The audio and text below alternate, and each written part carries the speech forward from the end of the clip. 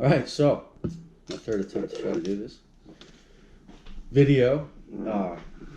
So anybody that watches my channel, thank you for those of you that do. Know that my kids and I love to go ice fishing. We look forward to it every year. When you live, we live in Maine. When you live somewhere where it's cold, you got two choices. You can sit inside and be miserable all winter. You can make the most of whatever it has to offer. So we choose ice fishing. Over the last 5 years, I've been trying to gather certain brand of trap. They're called jack traps. They're made here in Maine. And my goal has been to allow each one of us to fish a different color flag. So finally, today, I got a little early Christmas present. I won't be home for Christmas because of my job. So my beautiful wife hooked me up. And we got the last set, the fourth color. So there's two sets they make. There's the cross traps. These are a little bit more rugged when they sit in the hole. They're all great. These take a little bit more to set up as an extra screw there. But of course, anybody that's ice fish knows. Set the flag, and then once the fish takes it, you're up. And we get to chase flags all day on a good day. On a bad day, we stand around the ice and ride four-wheelers and eat food. So it's never really a bad day. So yeah, we've got the orange ones now. Those are my only cross traps. These ones I got last year. I like to fish these ones personally, the red ones. I just like again, they're all pretty much the same. It doesn't really matter. But the cross traps open a little different. These ones are a little bit frozen there.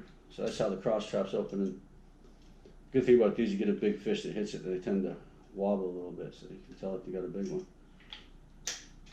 So we fish the red ones, and my oldest daughter kind of partial to the blackjacks. We got a black set as well. So, just figured I'd go over real quick how I set them up. They come, I do buy them with a line on there. I believe this is 35-pound test cold weather line. It's got some sort of a wax coating on it, I believe. So from the main line, I do a small barrel swivel. And again, I just do I tie, I call it a fisherman's knot. I think that's actually called an improved clinch knot. I have to look that up. But here, you don't have to go too many times because it's so thick. And we're not fishing for big pike or anything like that. Mostly trout, salmon, things of that nature. I think this would hold up for a pike, but so from the main line, I do the improved clinch knot, and I forgot my button. So took that off. I fish buttons on my traps, and what this allows me to do is once I find the bottom, once I sound it, I can fish a certain depth, and I can mark it with the button at the reel or the spool, if you will. And I've seen guys tie knots, which is fine, or however you want to do it. I'm not saying this way is better, but just allows you to get back to where you were quicker. And I've seen some guys' lines where they have a lot of those little knots in it, so I'm not really sure how they keep track of which one they're on. So the buttons work good. I've never had an issue. Sometimes if you're fishing shallow and you got to fish the leaders, the button will be on the reel. So you just got to be careful. It doesn't get hung up, but I've never had an issue. All right, so now that we got the button, take one of the barrel swivels.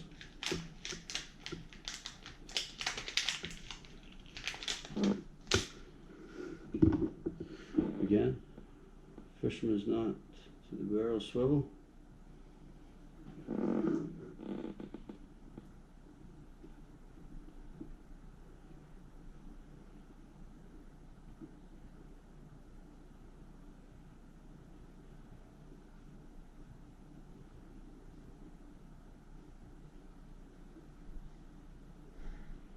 Cinch that down.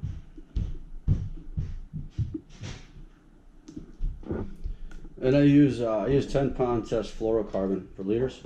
I've seen guys use really small stuff, 4-pound test.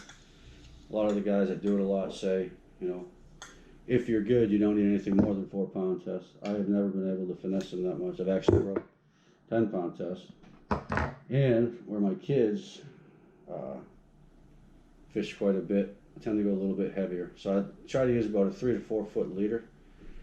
A lot of times fishing brook trout, I'll fish real close to the bank in the wintertime, and you'll just be fishing the leader. So, and then so to the swivel, I'll just put another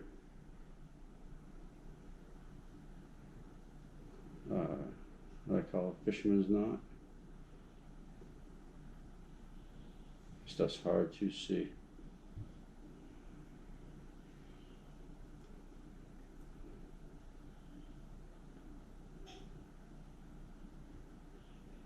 Excuse me.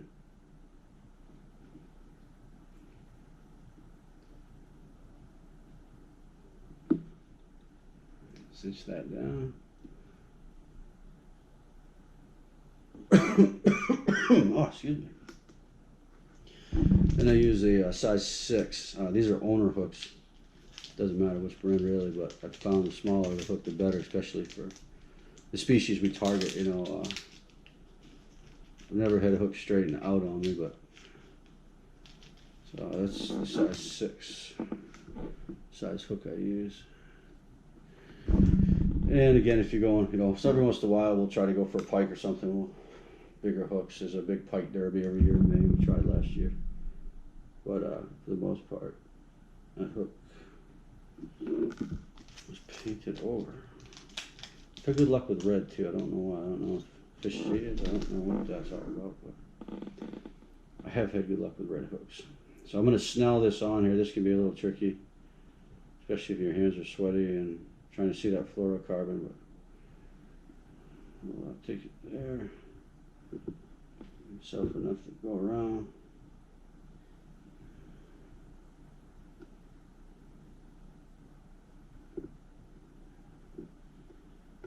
Go around about 6 times. And again, you know, if we're lucky, we'll get a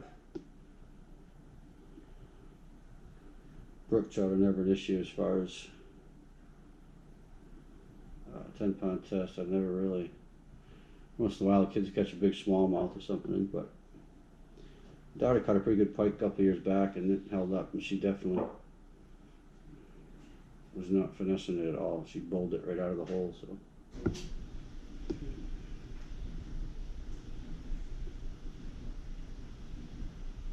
about 6 times.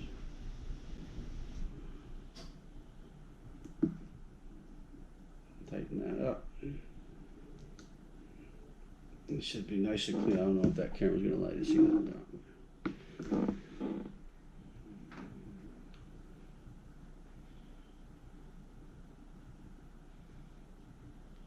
Get rid of a little bit of slack. And then I do fish small sinkers. I have, you know, sometimes I won't fish a sinker depending on the bait. But if you're fishing, sometimes the shiners, a little bit bigger shiners or smelts, will want to swim up underneath the ice. This kind of helps it go down. And if you're fishing worms or anything else, it'll help you keep it at the depth anyway that you're trying to fish at. And it's just a little tin sinker here. Not much weight at all. Just a little something to help tire that bait out.